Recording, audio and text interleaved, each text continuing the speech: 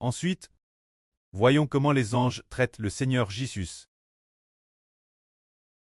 Quand le Seigneur Jésus a pris le livre, au moment où il a pris le livre, les 4 chérubins se sont prosternés devant le Seigneur Jésus-Christ. Les 24 anciens se sont aussi prosternés devant le Seigneur Jésus-Christ. Et on chante un cantique pour louer le Seigneur Jésus-Christ, nous rachetant par son propre sang. Pour Dieu, très roi et prêtre. Alors, comment les myriades d'anges au ciel traitent-elles le Seigneur?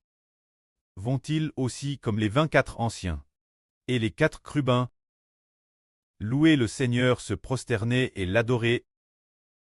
Voyons cela. Ce moment-là, Jai regarde de nouveau, et j'ai entendu autour du trône des 4 13 vivants et des 24 anciens la voix de beaucoup d'anges. Leur nombre était de myriades et de myriades.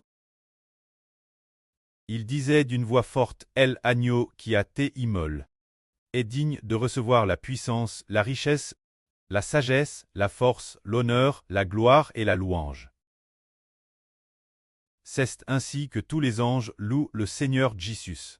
Des myriades d'anges louaient en disant, El agneau qui a été immolé est digne de la puissance, de la richesse, de la sagesse, de la force, de l'honneur, de la gloire et de la louange. Tous les anges louent le Précleste et le Seigneur Jésus-Christ, et doivent aussi se soumettre au Seigneur Jésus-Christ. Cela accomplit ce que l'apôtre Paul a dit. Tous les anges doivent se prosterner devant le Seigneur Christ, et se soumettre l'autorité du Seigneur. Alors les anges se sont soumis, tous ceux qui ont la vie éternelle sur terre. Se soumettront-ils aussi au Seigneur? Continuons la lecture. Et toutes les créatures qui sont dans le ciel, sur la terre, sous la terre, sur la mer. Et tout ce qui s'y trouve.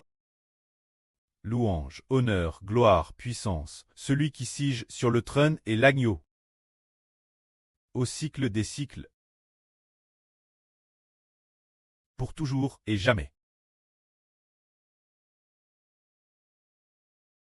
Les 4 13 vivants disaient Amen, et les 24 anciens se prosternent et adorant. Ainsi nous avons vu de nos propres yeux. Que ce soit les 4 chérubins glorieux, ou ceux qui ont reçu des fonctions glorieuses dans le royaume des cieux. Les 24 anciens ayant reçu les fonctions de roi et de prêtre. Encore des milliers d'anges, toujours sur la nouvelle terre. Toute créature doit louer le Seigneur.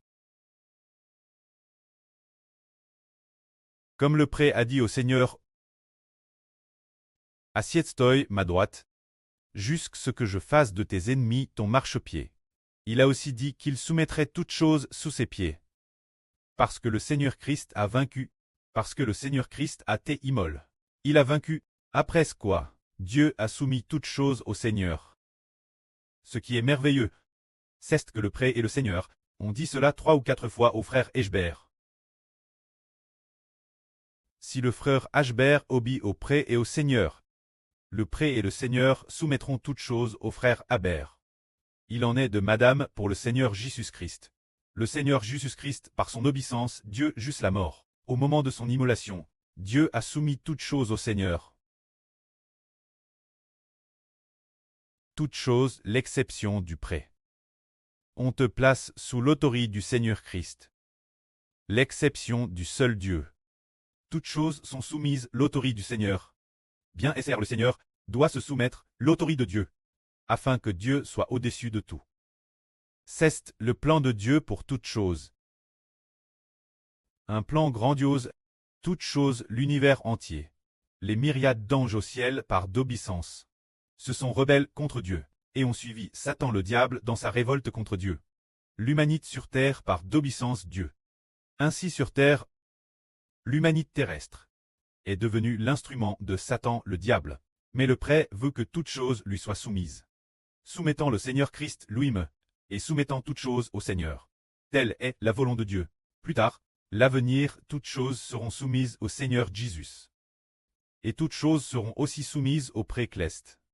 Que la gloire soit au prêtre et au Seigneur. Amen.